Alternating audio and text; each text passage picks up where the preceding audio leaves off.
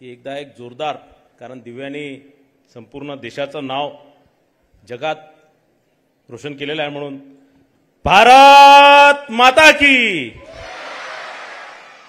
जागतिक बुद्धिबळ स्पर्धेत विजेते आणि प्रथमच भारतीय महिला ग्रँडमास्टर म्हणून दिव्या विजय झाली आणि दिव्या देशमुखचा आज हा भव्य नागरिक सत्कार आणि या नागरिक सत्कारामध्ये इथे आवर्जून उपस्थित झालेले महाराष्ट्राचे लोकप्रिय व लाडके मुख्यमंत्री, आपल्या नागपूरचे आणि विदर्भाचे भूमिपुत्र आणि ज्यांनी खऱ्या अर्थाने चेसला आज जो आपण दिवस बघतोय चेसला हे दिवस दाखवले असे महाराष्ट्राचे लोकप्रिय मुख्यमंत्री माननीय देवेंद्र फडणवीस साहेब, महाराष्ट्रातले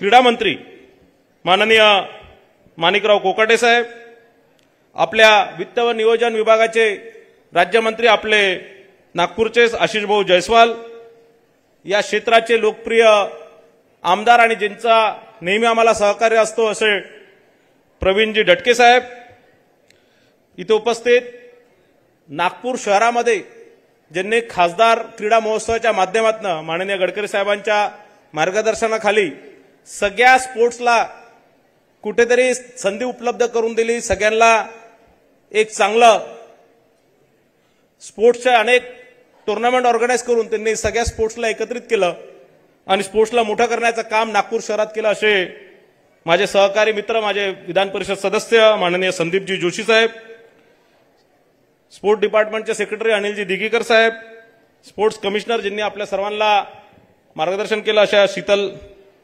उगडेजी, कृष्णाभाऊ खोपडे, कुंभारेजी, आपले नागपूर शहराचे आयुक्त रवींद्रजी सिंगल, बिपिनजी इटनकर, अभिजितजी चौधरी, अभिजितजी वंजारी, आणि मला असं वाटतं की ज्यांच्यामुळे आज महाराष्ट्रामध्ये चेस पुढे चाललाय असे अभिजितजी कुंटे असतील, कामदारजी असतील, AICF ऑल इंडिया चेस फेडरेशनचे वर्माजी, आणि इथे उपस्थित महामुनीजी, आणि आमच्या नागपूर शहराचे अध्यक्ष माजी आमदार गिरीश व्यासजी, चेसचे अध्यक्ष, कामदारजी, आदरणीय मंच, आणि इथे आणि विशेष करून दिव्याचे आई वडील जे प्रेक्षकांमधनं बसून हा कार्यक्रम बघतात आहे, डॉक्टर देशमुख आणि मिसेस देशमुख, आणि इथे उपस्थित सर्व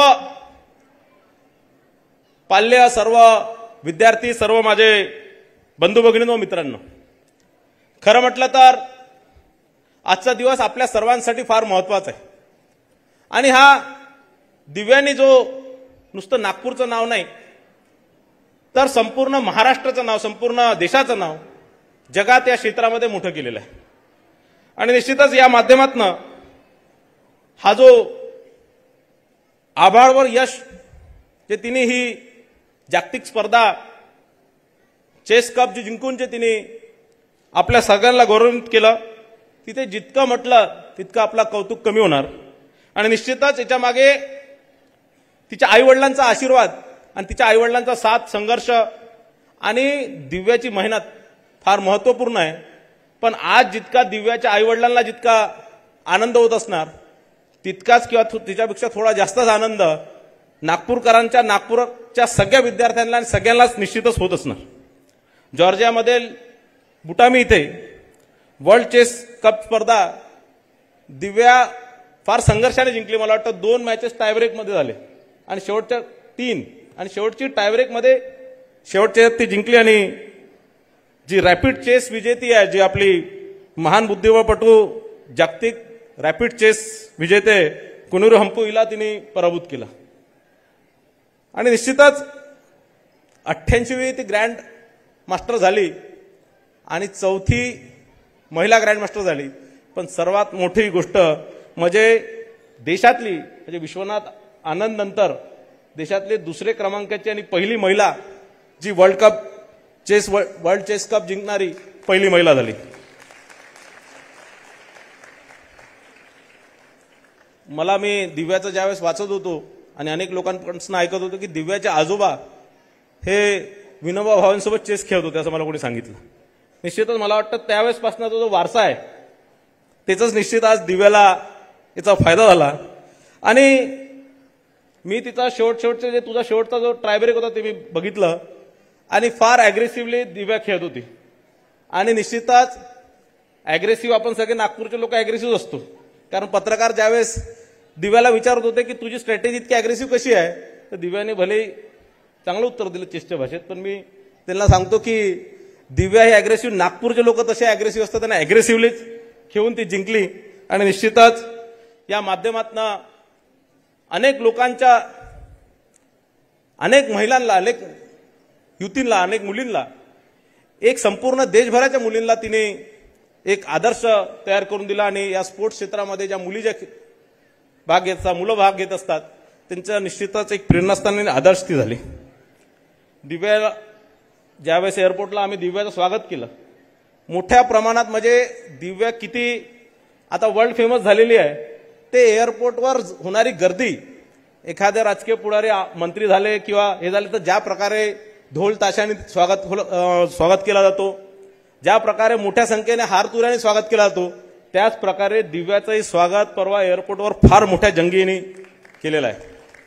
आज निश्चितच मी दिव्याचे जे सर होते जिने दिव्याला चेसची सुरुवात केली, आणि मला वाटतं दिव्याने सर्वात पहिले त्यांचंच नाव घेतलं, त्यांनाही या माध्यमातून तेही वरून बघत असतील, कारण स्वर्गीय राहुल जोशी यांनी निश्चितच आज वरून बघत असतील तर तेही फार आनंद होत असणार आणि दिव्याला फार आशीर्वाद देत असणार.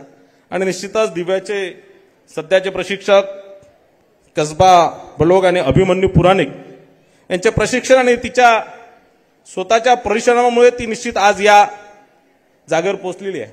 मी काही जास्त बोलणार नाही, पण माननीय मुख्यमंत्री साहेबांचं या माध्यमातून निश्चितच आभार नुसतं माझ्यातर्फे नाही तर या चेस फॅटर्निटीच्या माध्यमातून करणार. कारण 2018 मध्ये मी चेसचा अध्यक्ष झालो आणि 7 वर्षापासून सातत्याने अनेक इंटरनॅशनल टुर्नामेंट आपण ऑर्गनाईज केल्या. आणि त्यामध्ये 2018 मध्ये मुंबईला असणार किंवा 2021 मध्ये नागपूरला असणार, म्हणजे ग्रँड चेस टुर्नामेंट, जी टॉप लेवलची grand chess international grand chess tournament आहे, ती आपण नागपूरमध्ये आयोजित 2021 मध्ये केली, त्यानंतर 2023 मध्ये केली. अनेक एक्झिबिशन मॅचेस आपण इंटरनॅशनल लेवलचे प्लेयर आणून, जगातले जे टॉप 4 प्लेयर आहेत त्यांना आपण नागपूरला आणून 2023 मध्ये टुर्नामेंट केली. आणि सर्वात मोठी गोष्ट की आता आपण 3rd grand master chess tournament Pune इथे आणि वुमन्स ग्रँड पिक्स टुर्नामेंट 2025ला आता नुकतंच आपण केलं.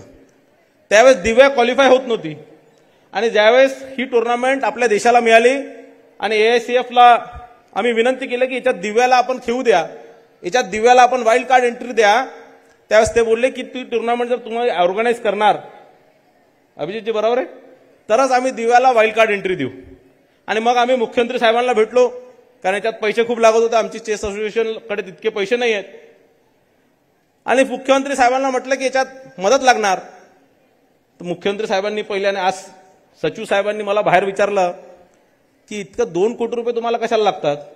मी त्यांना सांगितलं 1.5 कोटीचे त्याच्यात प्राइज मनीच आहे. तर मुख्यमंत्री साहेबांनी हाच प्रश्न विचारला, मी त्यांना सांगितलं आणि 1 मिनिटात होकार दिला आणि आपल्याला 2 कोटी रुपयाची मदत झाली. दिव्या ती वर्ल्ड ग्रँड पिक्स, वुमन ग्रँड पिक्स टुर्नामेंट जी पुण्यामध्ये आयोजित झाली त्यात ती वाईल्ड कार्ड एंट्री म्हणून खेळू शकली. आणि मला दिव्याही कबूल करणार की त्या ग्रँड पिक्समुळे दिव्याला इंटरनॅशनल प्लेयर सोबत, आणि मला वाटतं तिथे फायनलमध्ये दिव्या हम्पीच्या विरोधात हारली लास्ट राऊंडमध्ये, सेकंड लास्ट सेमीफायनलला 4th राऊंडमध्ये. पण एक अनुभव, त्या कॉम्पिटिशनचा अनुभव दिव्याला निश्चितच या टुर्नामेंटच्या माध्यमातून मिळाला. आपण 2018-19 मध्ये मी अध्यक्ष झाल्यानंतर सर्वात जास्त छत्रपती अवॉर्ड चेसला जे मिळाले ते 19 अवॉर्ड आपण छत्रपती अवॉर्ड आपल्या चेस प्लेयर्सला देऊ शकलो. हे माझ्यासाठी फार अभिमानाची गोष्ट आहे. ती नुसतं माननीय मुख्यमंत्री साहेबांच्या माध्यमातून आपण देऊ शकलो. एक माननीय मुख्यमंत्री साहेबांना आम्ही विनंती केलेली आहे की वर्ल्ड कप चेस जे आहे ते आपल्या देशाला मिळालेलं आहे आणि त्यात जगातले टॉप प्लेयर्स, चेसचे टॉप प्लेयर्स आपल्या देशात येणार आहे. आणि मला या माध्यमातून मुख्यमंत्री साहेबांना विनंती आहे, कारण अनेक राज्य, गुजरात असणार, गोवा असणार, ही चेष्ट, तमिळनाडू तर नेहमी पुढे अग्रेसरच असते. आणि म्हणून नेहमी आता सगळे मागे लागले की टुर्नामेंट त्यांच्या राज्यात झाली पाहिजे. पण मला असं वाटतं की देशातला नंबर 1चं राज्य महाराष्ट्र आहे आणि आपल्या नेतृत्वात चेसमध्ये देशातला नंबर 1 राज्य हा महाराष्ट्र झाला पाहिजे. आणि म्हणून ही टुर्नामेंट जर आपण महाराष्ट्रामध्ये आपल्या नेतृत्वात, आपल्या मार्गदर्शनात जर करू शकलो तर निश्चितच एक मोठा आधार आणि मोठा आम्हाला दिव्यासारखे अनेक प्लेयर्स घडवण्याकरता मदत होणार. मी काही आता जास्त बोलत नाही, पण एक दिव्यासाठी एक निश्चितच एक काही शब्द मी बोलतो. दिव्या, छोटे से शहर की बड़ी उड़ान है तू, अब हर जुबान पर तेरा नाम है, अब हर जुबान पर तेरा नाम है, शतरंज के चालों में चलती है जैसी तू तूफान, शतरंज के चालों में चलती है जैसी तू तूफान, तेरी सोच में छुपा है सारा हिंदुस्तान, छुपा है सारा हिंदुस्तान. धन्यवाद. जय हिंद.